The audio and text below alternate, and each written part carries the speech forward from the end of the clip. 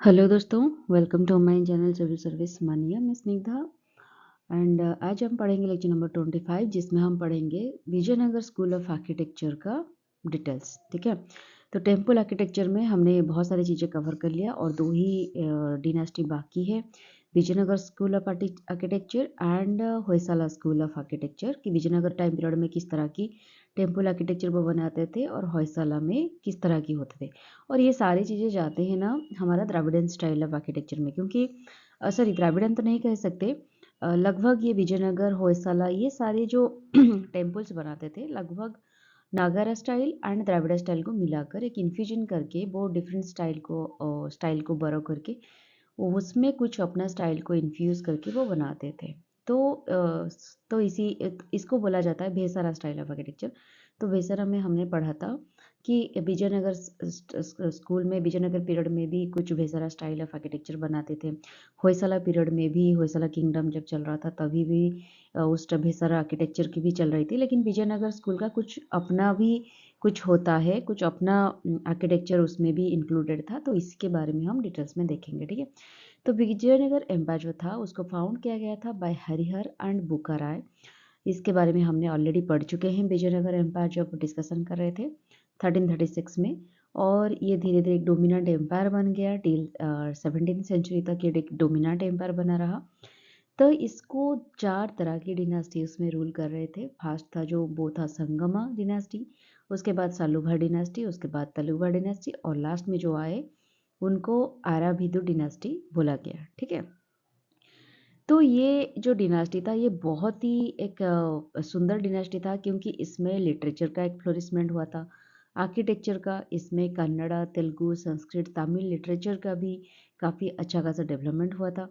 Internal लेकिन कुछ internal conflict हुए, कुछ सक्सेशन डिस्प्यूट हुए, तो जिसके वजह से बैटल ऑफ तालिकोटा में 1565 में इस डिनास्टी का, इस किंगडम का डिक्लाइन होना शुरू हो गया। ठीक है, तो rulers of Vijayanagara empire with great patterns of art and architecture, और इसका जो कैपिटल था वो था हम्पी में, और हम्पी कहाँ पे है, कर्नाटका में। ठीक है, और ये जो उनका आर्किटेक्चर था वो पर्टिकुलरली कंबाइन कर रहे थे आर्किटेक्चर को, चोलो किंगडम का कुछ आर्किटेक्चर उन्होंने बोरो किया था, होयसाला से कुछ लाए थे, पांड्यास आर्किटेक्चर को फॉलो कर रहे थे, और चालुक्य आर्किटेक्चर, ये सारे आर्किटेक्चर को मिलाकर वो अपना खुद का एक अलग सा वो सबका आर्किटेक्चर थोड़े थोड़े फॉलो कर रहे थे। तो इसी वजह से इसको बोला जाता था कि भेसारा स्टाइल ऑफ आर्किटेक्चर, क्योंकि नागरा स्टाइल का भी वो फॉलो कर रहे थे और द्राविडन स्टाइल का भी फॉलो कर रहे थे। और द्राविडन स्टाइल जो है वो साउथ इंडिया में बहुत फेमस था।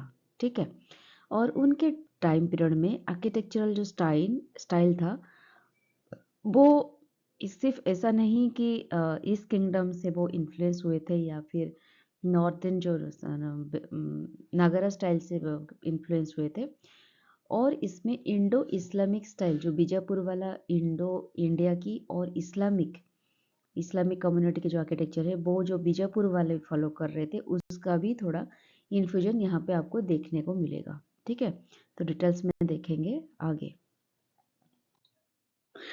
और आगे पढ़ने से पहले ये बता दूं, जिनको पीडीएफ चाहिए तो डिस्क्रिप्शन बॉक्स में लिंक है, जहाँ पे वहाँ पे जाकर टेलीग्राम चैनल को सब्सक्राइब कर लीजिए, और यहाँ पे आप मेरी पीडीएफ इस वीडियो का मिल जाएगा लिंक।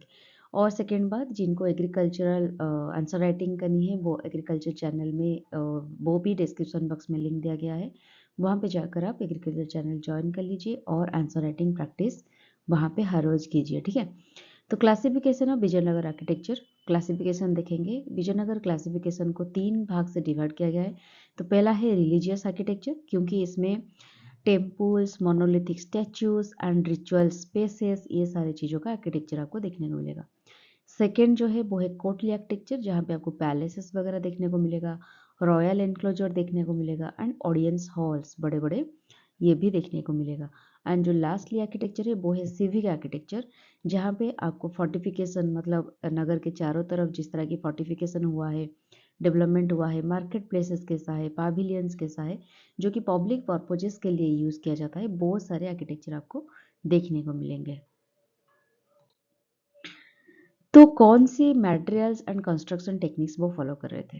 ठीक है, तो पहले पहले विजयनगर एम्पायर यली जो थे वो सॉफ्ट सोप स्टोन एक हुआ करता था, जो कि टेम्पल कंस्ट्रक्शन में ज़्यादातर यूज होते थे। लेकिन धीरे धीरे जब एडवांस टेक्नोलॉजी आ गया और काफ़ी सारी चीज़ें का जानकारी उनको मिल गया, तो वो ड्यूरेबल एंड हार्डर वाला ग्रानाइट यूज़ कर रहे थे, जो हम आजकल किचन वगैरह में यूज़ करते हैं, स्लैब्स वगैरह, स्लैब्स के ऊपर यूज़ करते हैं किचन मटेरियल, मतलब किचन में यूज़ करते हैं पर्टिकुलरली ग्रेनाइट। वो बहुत ही हार्ड होता है और ड्यूरेबल भी होता है, ठीक है। मोनोलिथिक स्टैच्यूज वगैरह भी वो यूज़ करते हैं, जैसे कि ससीभेकालु गणेशा एंड कादालेकालु गणेशा, जो कि हम्पी में देखने को मिलेगा, एंड नंदीबुल लेपाक्षी में देखने को मिलेगा। मोनोलिथिक स्टैचू मतलब एक पत्थर में इसको बनाया गया है, ठीक है। कोर्ट एंड पैलेस आर्किटेक्चर में आपको एक मिक्सचर देखने को मिलेगा, जो कि मोर्टर एंड स्टोन रवल, इसका यूज़ करके वो आर्किटेक्चर बनाते थे, जो कि एक सेकुलर स्टाइल को शोकेस करता है। इसमें आपको इंडो इस्लामिक इन्फ्लुएंस भी देखने को मिलेंगे, आर्चेस वगैरह आपको देखने को मिलेगा, डोम वगैरह देखने को मिलेगा, और वाल्टेड सीलिंग, जो कि पर्टिकुलरली कोर्ट बिल्डिंग्स में यूज होते थे। Okay, regional spread, south India में कौन कौन सी जगह में आपको इस तरह की पैटर्न देखने को मिलेगा, पर्टिकुलरली कर्नाटका का कोलार एंड श्रृंगेरी, आंध्र प्रदेश में तिरुमाला वेंकटेश्वर लेपाक्षी, ये सारी जगह पे, तमिलनाडु में श्रीरंगम कंची, ये सारी जगह में। तो आप ये कह सकते हैं कि साउथ इंडिया में काफ़ी वाइड स्प्रेड था विजयनगर किंगडम का जो आर्किटेक्चर। ओके, फिर हम अब आएंगे मेन टॉपिक में, जो है टेम्पल फीचर्स। जो टेम्पल होते थे उनका मेन फीचर्स क्या होता था, ठीक है। तो पहले हम आएंगे श्राइन के पास, भगवान जो डाइटी होते हैं उनके पास आएंगे। The features of the temples are, temples are surrounded by strong enclosures. Temple के चारों तरफ स्ट्रॉन्ग एनक्लोजर्स होते थे, है ना। स्मॉल श्राइन्स जो होते हैं, जो छोटे छोटे श्राइन्स भगवान की मूर्ति होते थे, कंसिस्ट सिंपली ऑफ ए गर्भगृह एंड ए पोर्च। अगर स्मॉल श्राइन छोटे मंदिर का देखेंगे तो छोटे के सिर्फ आपके भगवान देखेंगे, मेन डायटी, उनके चारों तरफ गर्भगृह और पोर्च, ठीक है। एक सराउंडिंग में कुछ एरिया आपको देखने को मिलेगा। उसके बाद थोड़ा थोड़ा डेवलप करके मीडियम साइज जो टेम्पल्स होते थे, उनमें मीडियम साइज में गर्भगृह भी, गर्भगृह तो सबसे अहम हिस्सा होता है टेम्पल्स की, तो ये तो कंपलसरी है। एंड गर्भगृह के जिसको सुखान शिव बोलते हैं, एंटे चैम्बर, ठीक है, उनके अंदर एक एंटे चैम्बर भी होता था। नवरंग, जो एक अंतराला बोला जाता है, मतलब आपका जो असेंबली जो हॉल होता है, मंडप होता है, उसको गर्भगृह में कनेक्टिंग जो करता है उसको बोलते हैं अंतराला, वो भी होता है, जो कि सैंक्टम को आउटर मंडप के साथ कनेक्ट करता है। एंड रंग मंडप, जहाँ पे सिर्फ पिलर्स होते हैं और चारों तरफ वॉल होता है, ठीक है। एनक्लोज्ड पिलर हॉल, तो सिर्फ पिलर होता है और रूप होता है, ठीक है, और इसको एनक्लोज्ड किया जाता है, ये पिलर हॉल को एनक्लोज्ड किया जाता है, तो इसको रंग मंडप बोलते हैं। यहाँ में डिफरेंट रिचुअल्स वगैरह होता है और नाच गाना वगैरह होता है। तो ये मीडियम साइज टेम्पल्स में आपको देखने को मिलेगा। लेकिन जो लार्ज टेम्पल्स होते हैं, इसमें टॉल राया गोपुरम होता है। राया गोपुरम मतलब आपका जो एंट्रेंस जो वे होता है, वो सबसे बिगेस्ट वाला इस तरह की एक स्ट्रक्चर होता है, तो इसको राया गोपुरम कहते हैं, जो बिल्ड अप होता है by wood, brick and stucco. चूड़ा स्टाइल में ये इस तरह की मेटेरियल से बनी होती है, तो ये सारी चीज़ें वो फॉलो कर रहे थे। And large life size figures of men women gods goddess, जो कि गोपुरम में जो गोपुरम होते हैं उसमें इस तरह के फिगर्स भी आपको देखने को मिलेंगे, खुदाई होता है। एग्जाम्पल मान के चले, राय गोपुरम ऑफ छेनाकेश्वर टेम्पल, जो कि बेलूर में प्रेजेंट है, एंड श्री साइलम टेम्पल और श्रीरंगम टेम्पल, ये सारे टेम्पल में इस तरह के स्ट्रक्चर आपको देखने को मिल जाएंगे। फिर टेम्पल में कुछ एलिमेंट्स होते हैं, डिस्टिंक्ट एलिमेंट्स, वो क्या होता है, उसमें क्लोज्ड प्रदक्षिणा पथ होते हैं, मतलब चारों तरफ आपके क्लोज्ड जो पैसेज हुए होते हैं, जो भगवान के चारों तरफ प्रदक्षिण करते हैं, वो क्लोज्ड हुआ होता है। और अराउंड द सैंक्टम, ठीक है, प्रेजेंस ऑफ ओपन मंडपम, जो ओपन मंडप जो होता है वो ओपन होता है, ठीक है, मतलब चारों सिर्फ इस तरह की पिलर होता है और ऊपर रूफ होता है और चारों तरफ खुला होता है। एंड ए कल्याण मंडप, जहाँ पे सेरेमनी वगैरह होता है और यहाँ पे डिवाइन मैरिजेस भी होते हैं, ठीक है, अकम्पनीड बाय टेम्पल टैंक। और मंदिर के ग्रह में, मतलब मंदिर के जो सराउंडिंग एरिया है, वहाँ पे टेम्पल टैंक भी आपको एक पॉन्ड के टाइप में, टैंक के तरह एक स्ट्रक्चर आपको देखने को मिलेगा, जहाँ पे फेस्टिवल एंड सेलिब्रेशन भी किया जाता है। और एक बहुत ही डिस्टिंक्टिव चीज़ आपको यहाँ पे दिखने को मिलेगा, वो है पिलर डिजाइन। ठीक है, विजयनगर एम्पायर में एक इस तरह की पिलर होता है जो कि मोनोलिथिक रॉक होता है, रॉक से बना होता है पिलर, मतलब एक पत्थर में ये पिलर की स्ट्रक्चर बना हुआ होता है।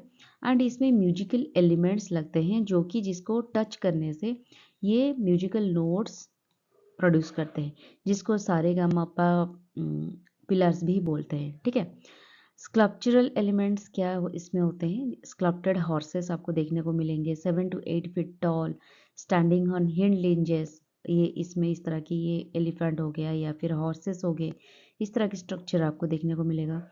याली हिपोग्राफी लाइक क्रिएचर्स। ठीक है, कार्विंग्स फ्रॉम हिंदू माइथोलॉजी में जो भी फिगर्स आते हैं वो भी फिगर्स इसमें देखने को मिलेंगे। And 1000 pillar Jain Basadi at Moodabidri. ठीक है तो ये सारी चीज़ें भी स्कल्पटिंग एलिमेंट्स आपको देखने को मिलेंगे। और कुछ एडिशनल फीचर्स है जैसे कि gopuram which was previously present on the front side were now built on all the sides. हम जनरली देखते हैं टेम्पल के एक तरफ से गोपुरम होता है। ठीक है, ईदमान के टेम्पल एक साइड में गोपुरम होता है, लेकिन विजयनगर एम्पायर में आपको चारों तरफ से आपको गोपुरम देखने को मिल जाएगा, एंट्रेंस वे आपको देखने को मिल जाएगा।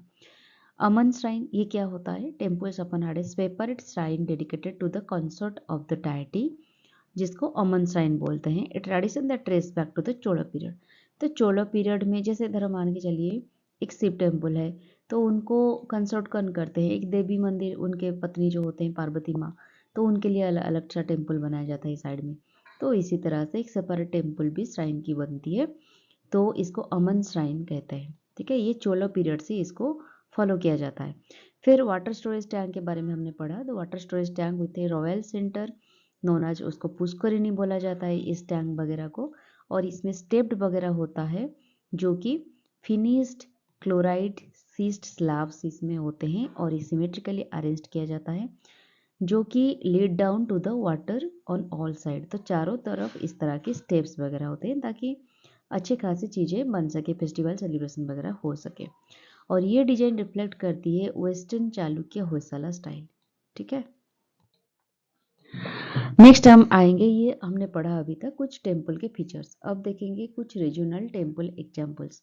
आंध्र प्रदेश में कौन कौन सी टेम्पल्स इसी पैटर्न पे देखने को मिलेंगे, वो है Mallikarjuna temple at Srisailam, upper Narasimha temple, lower Narasimha temple at Ahobilam, और ये revered for the devotion to lord Narasimha. ये सारे नरसिंह मतलब भगवान को डेडिकेट किया गया है। फिर वीरभद्र टेम्पल लेपाक्षी में, जो कि और मोनोलिथिक स्कल्पचर इसमें बहुत सारे देखने को मिलेंगे। And iconic Venkateswara temple at Tirupati, ये सारे आंध्र प्रदेश में इसी पैटर्न पे बना गया है। तमिलनाडु में अगर देखेंगे तो Vijaya Raghava Perumal temple, unique statue of Krishna Devaraya in the थायर सनिति पिलर्स फेसिंग ईच अदर, ये सारे इसी पैटर्न पे आपको देखने को मिलेंगे। तो एक एक करके हम देखेंगे विजयनगर टेम्पल का आर्किटेक्चर क्या क्या चीज, मतलब क्या क्या आर्किटेक्चरल चीज़ें इसमें देखने को मिलेगा। विरूपाक्ष टेम्पल हम्पी, ये जो विजयनगर टेम्पल है वो ही विरूपाक्ष टेम्पल हम्पी में है, और ये तुंगभद्रा रिवर के बैंक में सिचुएटेड होता है। इसको UNESCO world heritage site Hampi में इसको इंक्लूड किया गया है। इसको पर्टिकुलरली 7th सेंचुरी में बनाया गया था by Lakhan Dhanesh under Devaraya two, और ये जो मंदिर है इसको लॉर्ड शिव के लिए डेडिकेट किया गया है। ठीक है, the temple is known for is distinct triangular shape and feature as a sanctum, 3 antechambers, a pillared hall and an open pillared hall. तो इसमें 3 डिस्टिंक्ट ट्रायंगुलर शेप आपको देखने को मिलेगा, जो कि एक सैंक्टम, मतलब डिफरेंट सैंक्टम का डिफरेंट ट्रायंगुलर स्ट्रक्चर आपको देखने को मिलेगा। 3 एंटीचैम्बर्स भी यहाँ पे मिलेगा, एक पिलर्ड हॉल होगा एंड ओपन पिलर्ड हॉल, एक कवर्ड वाला पिलर्ड हॉल और एक ओपन पिलर्ड हॉल। ठीक है, इंटरकेप्लिक जो पिलर होता है उसमें भी बहुत सारे कार्विंग आपको देखने को मिलेगा।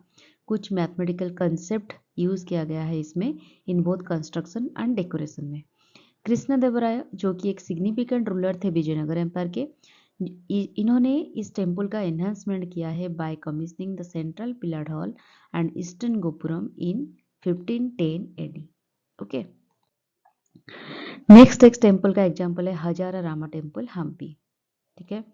और ये है हम्पी में प्रेजेंट है, इसको रामचंद्र टेम्पल भी बोला जाता है और ये रॉयल सेंटर हम्पी के एकदम सेंटर में प्रेजेंट है और इसको 15th सेंचुरी में बिल्ड किया गया था during Devaraya one. It was constructed for the royal family and features intricate artwork on its outer wall depicting festive processions।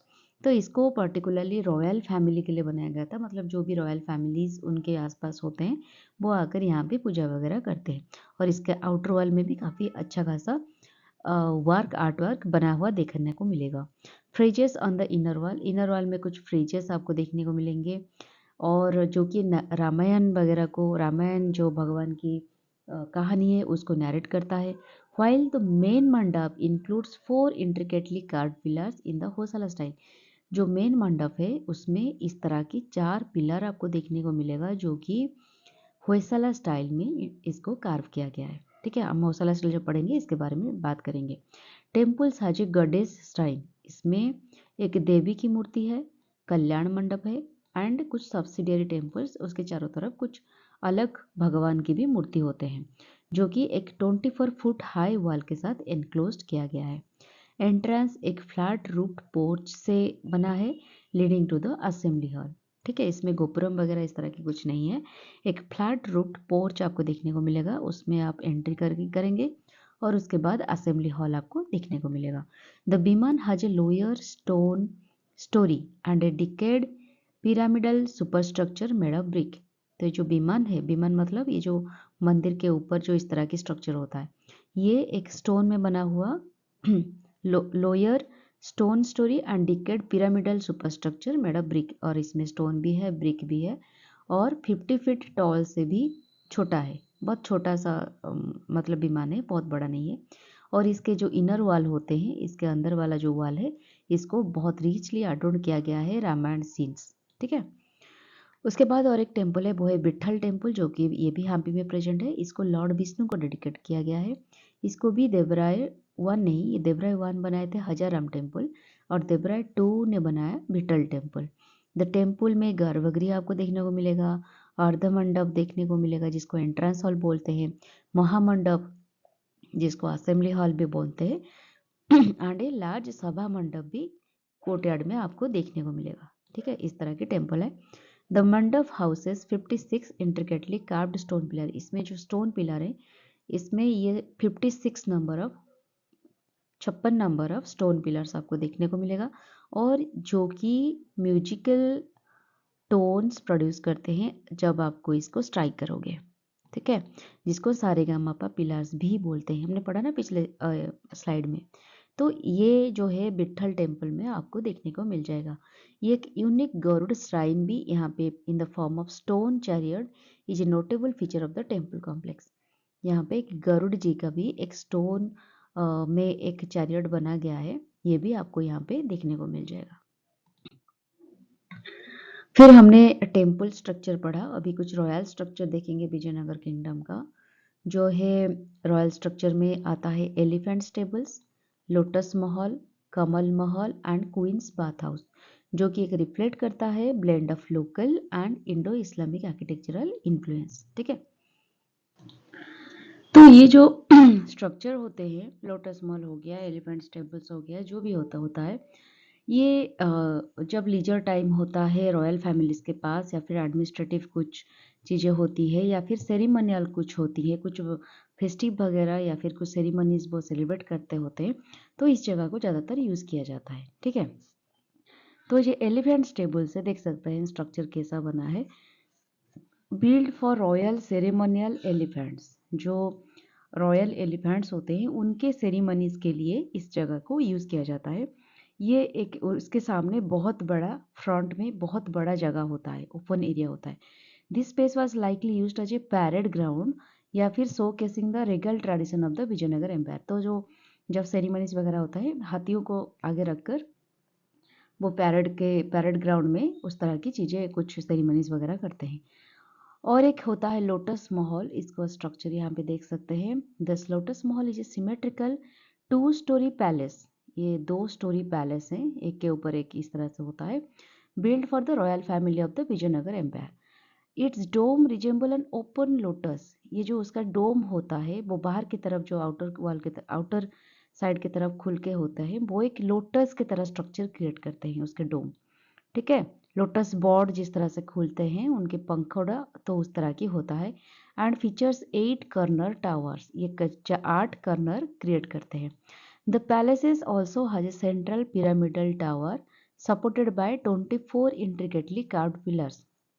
तो सेंटर में एक ओपन स्पेस होता है और उसके चारों तरफ जो 24 पिलर्स होते हैं जिसके ऊपर भी बहुत सुंदर से कार्व किया जाता है, खुदाई किया जाता है। और इसको जो किंग होते हैं कृष्णदेवराय उन्होंने बनवाया था, उसको उन्होंने यूज़ किया था as its council chamber for meeting with his minister.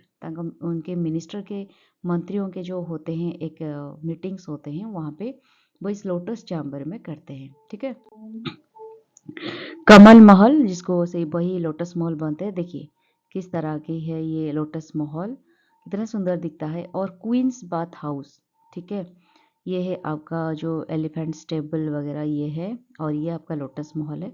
Notable ruins found within the palace building of Vijayanagara, जहाँ पे दिख structures exhibit distinct Indo Arabic architectural style. और ये जो स्टाइल है इसको इंडो अरबिक या फिर इंडो इस्लामिक आर्किटेक्चरल स्टाइल भी बोलते हैं। तो हमारा लास्ट स्लाइड है वो है महानवमी दिवा और दशहरा दिवा। ये क्या है? A beautiful and massive stone platform located within the royal enclosure of Hampi. Hampi के जो रॉयल जगह है उसके सराउंडिंग में, उसके अंदर में ही आपको इस तरह की एक स्ट्रक्चर स्टोन प्लेटफॉर्म का दिखने को मिल जाएगा। During Vijayanagara period by king Krishnadevaraya इसको बनाया गया था जब वे उदयगिरी एरिया को उन्होंने विक्ट्री उसके ऊपर पाए थे, तभी इस तरह की एक स्ट्रक्चर उन्होंने बनवाया था उसके विक्ट्री कमेमोरेशन में। ठीक है, इट बेस से लगभग 11,000 स्क्वायर फुट ऊपर हटके ऊपर उठकर वो एक बेस स्ट्रक्चर बनाए थे जिसका हाइट लगभग 40 फुट है। और base of the platform is covered with relief carvings, बहुत सारे खुदाई, बहुत सारे सुंदर स्कल्पचरिंग या फिर कार्विंग्स इसमें बनाया गया है। और इसमें महानवमी जो होता है 9th डे और 10th day of Hindu festival, हमारे जो दुर्गा अष्टमी दुर्गा नवमी जो टाइम होती है ऑटोमन सीजन में, पर्टिकुलरली सितंबर अक्टूबर के महीने में आता है, 9th और 10th डे में यहाँ पे एक फेस्टिवल बनाया जाता है।